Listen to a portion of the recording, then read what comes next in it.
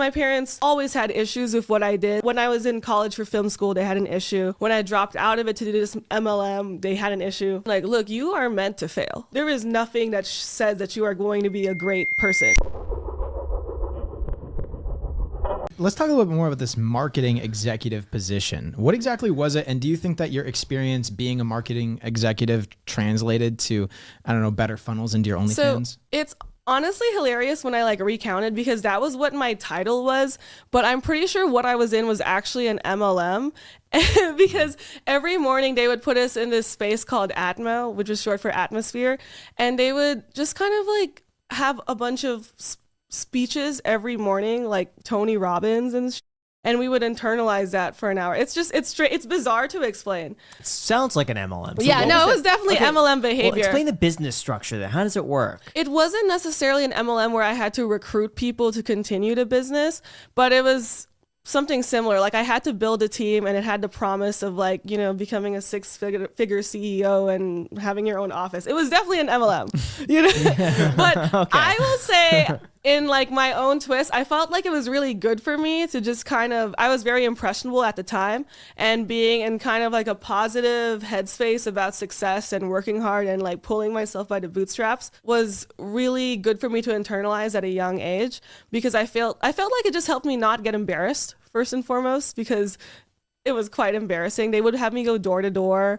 They would have me go to B2B and stuff. And those things helped me just kind of learn how to like, you know, just make sure that like I at the time lived in South Central, you know, and it was at the time like if I was not able to like hit my goal, my situation is still shitty when I come home. So I felt like it helped me internalize like I have to do this myself. Yeah. Where are your parents from? My parents are from the Philippines. And when did they come to America? I'm raised in LA, so they've been here like for like 25 plus years. Got it. And why were you trying to hide it from them?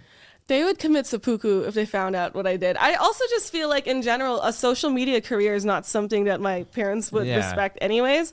But when I was 19, my parents kicked me out. So we just have general beef. Why did they kick you out? I had a curfew at 10 p.m. I got home at 10:30, and they just gave me a bunch of trash bags, and they were like, you just gotta go. No. I didn't have a phone until I turned 18, and I didn't go outside for reasons beyond schoolwork until I turned 17. So I had a really sheltered upbringing, but I was on the internet a lot, and I feel like that's why I'm able to navigate the world pretty well right now with like memes and community building in that aspect. Why do you think they were so strict? Asian parents are pretty strict in general. I don't want to lean into stereotypes, but a lot of me and my friends had just had similar situations like that. My parents are first generation immigrants. They came from the Philippines. I'm the oldest daughter, so and I also am just a little crazy. So I feel like they just were like, you just cannot go outside. When I was in the 8th grade, I held a boy's hand in front of the Claire's at the mall, and they transferred me to a different school district in a different city. And they told me I couldn't have any social media, and I had a tracking device on my phone. It was just very intense all the time. And how did they find out you're holding a guy's hand? I was about to ask that. My friends. Oh, they just word of mouth, just somehow. Yeah, I guess they like asked my friend's mom like where they were. They found where we were, and then that was it. Wow. So I have this theory where if you have helicopter parents that like watch your every move and they're extremely strict on you, it creates a rebellious nature in you that's kind of hard to shake, and as you get older you just tend to like to rebel and go against your parents' words. And then the same goes for like the inverse, where if they give you like way too much freedom, that it's also a little bit dangerous. I think somewhere in the middle is probably the best way of parenting. Did you find that to be true in your own personal life? I feel like it's hard to say, because I'm obviously like very outwardly, like I have done a bunch of like pretty crazy and depraved sexual acts in my outside life, you know, but I also feel like I don't know how much of that is because my parents were just really strict. They weren't that strict to my brother, and he is also a normal person. So I guess that's like kind of proof that like, I guess it must have affected me in some way. But I find myself like, I was lucky enough to like explore those sexual moments in my life in very safe and protected spaces, which is why I feel like I have a good understanding of who I am right now. So getting home at 10:30 and then you got kicked out of your parents' house. Was it like that night? Were they up waiting for you? Yeah, my dad was up waiting for me. What happened then was I stayed with my ex for a time, and then it just got really bad, and then he kicked me out. And eventually I was couch surfing and unhoused for a little bit, and then I came back to my parents when I figured out it's really hard to just not have a place to stay in Los Angeles, especially as a girl. I didn't know how to. My parents didn't let me learn how to drive or take the bus or get a job until like way older. So I just didn't really have the social skills. So I felt like they kept me really dependent on them. And then I had another ex-boyfriend, and he kind of did the same thing where he kicked me out once we broke up as well. And I felt like those moments in my life, paired with me joining this like MLM, was my training grounds for learning how to become extremely financially independent, because in my mind I was just like, I don't want to need someone. I want to want someone. I don't want to need my dad or need a boyfriend or need anyone in my life to make sure that my situation is like livable. I need to make sure my own situation is good. And I feel like that kind of combination is how I've been able to kind of be successful now. Yeah. Do you have any direct stories or moments in time where things got extremely challenging? Maybe like you just got kicked out of someone's house and it's like 11 p.m. and you don't know where you're staying that next night? So I had another ex-boyfriend, and he cheated on me as well. And he told me I had to leave by Saturday. And I was like, okay. So and what day was it? It was Thursday. Mm-hmm. So I had $300 in savings, and I reached out to this friend, and she was in charge of this like queer co-op. It was like a co-op full of like all trans and queer people. It was like an old frat house that like 30 people would live in there. Like 10 people would live in the living room for $10 a night just to like sleep on the floor. And if you wanted a room, it would be $300 a month.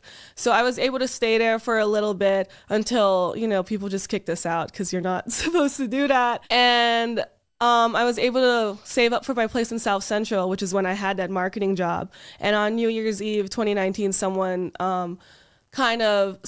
broke into my house and destroyed everything. I don't know what the universe issue with me was at the time, because I was just like, I can't catch a fucking break. This is crazy.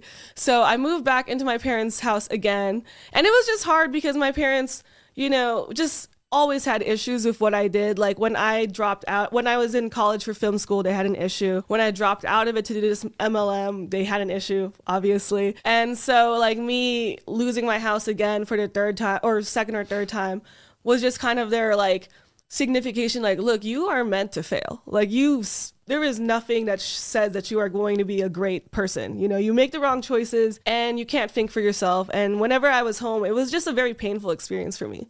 Kazumi, can I ask you how your relationship with your parents currently is? Because I'm sure that growing up strict Asian parents, like you were saying, they were getting mad at you for everything. I want to know how they felt, one, when they found out you had an OnlyFans. Oh, they don't know I have an OnlyFans. How do they not know? No, they have to know. They don't know. Where do they think all the money's coming from? I literally just talk about cryptocurrency till they tell me to shut the fuck up. They're just like, but we don't really talk like that. And they must know. Yeah, they have to know. They probably are acting blind because to it. Yeah, that's what I'm thinking. No, my dad would beat my ass if he knew what it was. It's kind of funny because I talk about it openly on podcasts. Yeah. And it's also like I also have a billboard on Sunset Boulevard with my face on it. You do? I do. Where on Sunset Boulevard? It was on Sunset and Highland. It's like the main street. I had a billboard. How much was that? Let me guess. I'm gonna get. Can I guess? 30K. No. I had a discount. Oh, yeah. But how many months did you buy? 1 month. 1 month. How far in advance did you book it? Like 2 weeks before. 2 weeks before. That means they didn't book it. So, my guess is. It was during Halloween. It was October. It just got taken down. I'm gonna say the market value of that, like you said, Jack, is probably 30. I'm gonna guess they gave it to you for 20. It was originally like 17. I got them down to 12. Wow. Yeah. How did you negotiate? It's just a simple. They had a few OnlyFans girls use the same location before, so I think they kind of were like, this is just great viral advertisement every time I do this. Does that work? So I did not write on my billboard, "Hey, this is Kazumi's OnlyFans." What I wrote was, "Kazumi, please notice me. P.S. You have the best OnlyFans in the world." So, oh my God. That's genius. I was just like, I made a YouTube video and I was like, whoa, who did that? I don't know who did that. That's smart. So so people kept posting it, and we're like, oh my God, these simps are out of control. Like, I can't believe that a No guy would put way. that there for her. And it was a good discussion piece. That is genius. You know what? If you ever decide to step away from OnlyFans, you have a career in marketing. Oh, thank you. I swear, that is such a great. Like, I was trying That's to like think a Netflix-esque sort of marketing. That is thing. fantastic. Yeah. The YouTube How did video. you think of that? I just kind of was like,